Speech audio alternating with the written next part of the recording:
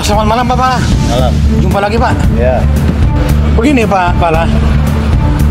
Tadi PC Wali Kota Tebing Tinggi ada mengadakan pertemuan dengan kaum milenial. Kaum milenial yang diadakan di Pondok Baglen, Jalan Deplo Sundoro, di mana PC Wali Kota mengajak pemilih untuk menentukan pilihan pada Pilkada 27 November 2024 kepada kaum milenial. Gimana menurut pendapat Pak? Ya, Silakan, jadi Pak. kita harus cermat dulu, Ya, ya. Yang dimaksud oleh PJ Wali Kota itu mengajak menentukan pilihannya itu harus dicermati dulu, ya, ya.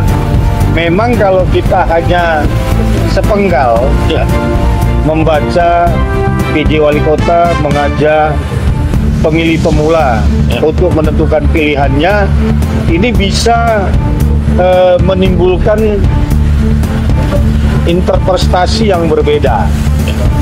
Tapi kalau PJ Wali Kota mengajak pemilih pemula untuk datang ke TPS memilih, ya, itu enggak mempunyai interpretasi yang lain.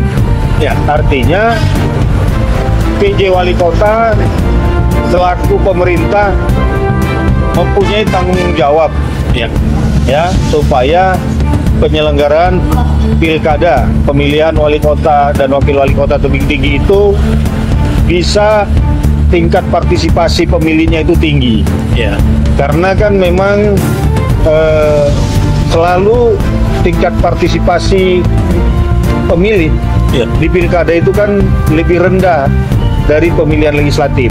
ya, Karena apa?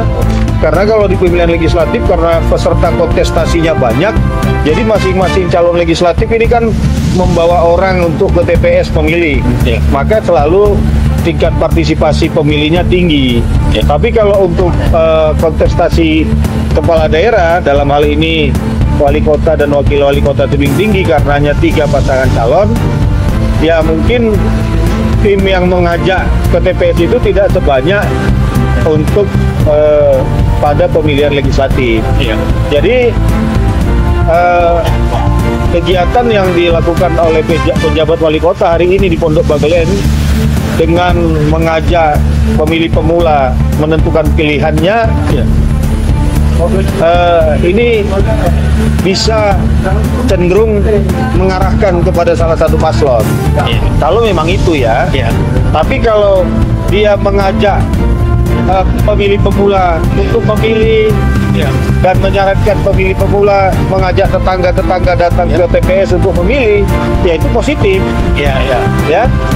Nah, makanya dicermati dulu yang mana sebenarnya, ya, ya, apakah betul PJ Wali Kota itu mengajak pemilih pemula untuk menentukan pilihan itu ya, ada terselubung mengarahkan kepada salah satu paslon, ya, atau memang mengajak pemilih pemula datang ke TPS untuk menentukan pilihannya di sana, Iya. sehingga menentukan masa depan Kota Tebing Tinggi ya, dalam kurun waktu 5 tahun ke depan. Karena Iya. kan masa jabatan kepala daerah itu kan 5 tahun, ya, ya, sesuai dengan undang-undang, terkecuali pemilu yang lalu ya, itu tidak penuh, pilkada yang lalu tidak Iya. penuh 5 tahun. Iya. Ya, hanya saja memang saya banyak juga ini mendapatkan isu, ya, bahwa PJ Wali Kota ini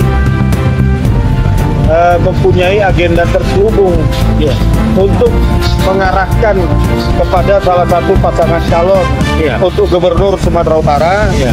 dan untuk calon wali kota di Tebing Tinggi. Iya. Ini isu yang saya dengar. Iya. Bahkan isu itu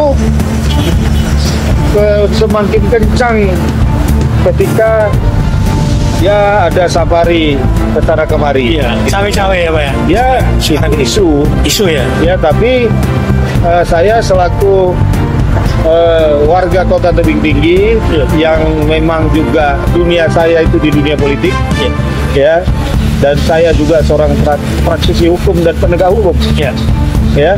meminta kepada pejabat wali kota janganlah menjatuhkan suatu langkah-langkah berpihak kepada salah satu pasangan calon kepala daerah, baik itu untuk Sumatera Utara maupun Kota Tebing Tinggi. Biarlah hanya PJ wali kota dan keluarganya yang diarahkan untuk milih salah satu pasangan calon gubernur Sumatera Utara.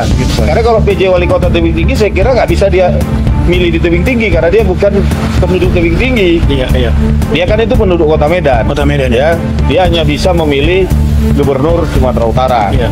Jadi kita minta, ya, karena kita selaku masyarakat yang cinta Kota Tebing Tinggi dan cinta Sumatera Utara, pejabat wali kota harus jelas dia bersikap adil tanpa berpihak kepada salah satu paslon terkecuali paslon yang memang mau dia pilih sendiri. Dan saya juga minta kepada pejabat wali kota, jangan sekali-sekali mengintimidasi struktur bawahan yang ada di pemerintah Kota Tebing Tinggi supaya memobilisasi orang memilih salah satu pasangan calon. Apalagi sampai ada sekarang berkembang isu sampai ke tingkat lingkungan, orang-orang yang tidak mau memilih salah satu pasangan calon yang diarahkan oleh lurah, oleh camat ataupun oleh perangkat lainnya, itu bansosnya akan diputus. Jangan ada lagi itu intimidasi, karena bansos itu program dari pemerintah pusat, ya, yang jelas ditampung anggarannya, antara lain dari DIPA Kementerian Sosial Republik Indonesia. Tentu di tingkat provinsi juga dan kota, kabupaten, dimanapun itu juga ada anggaran-anggaran bansos untuk menutupi kekurangan anggaran yang ada dari Kementerian Sosial Republik Indonesia. Jadi jangan lagi ada menakut-nakuti lah. Ini bukan kali pertama saya mengatakan jangan ada aparatur menakut-nakuti masyarakat. Sudah masyarakatnya kurang mampu atau tidak mampu, ditakut-takuti lagi kalau nggak pilih salah satu pasangan calon yang diarahkan, bansosnya diputus. Ini celaka, ini perbuatan yang kayak gini. Dan zaman Belanda, Pak, ya? Udah kayak kayak Belanda, jadi Belanda hitam namanya itu. Iya, cukuplah Pak Kongli yang pakai baju hitam, tapi jangan jadi Belanda hitam. Ya, itu harapan saya.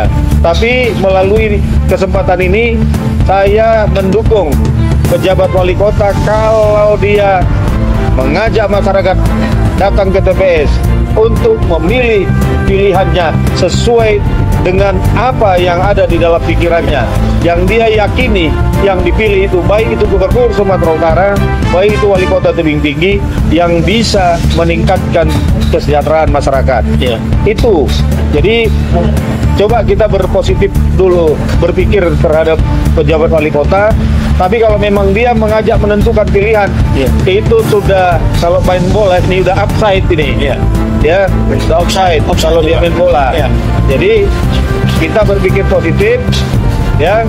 Tapi pada kesempatan ini kita minta sama pejabat wali kota itu, udahlah kerjakan aja kerjaannya sebagai pejabat wali kota, supaya rakyat Tebing Tinggi ini merasa memiliki pemerintahan yang baik, sehingga tentram, sehingga nanti tanggal 27 November 2024 di Kota Tebing Tinggi, di Sumatera Utara dan seluruh Indonesia terselenggara pemilihan kepala daerah dengan jujur dan adil, tanpa ada intimidasi dari orang-orang yang mempunyai kekuasaan.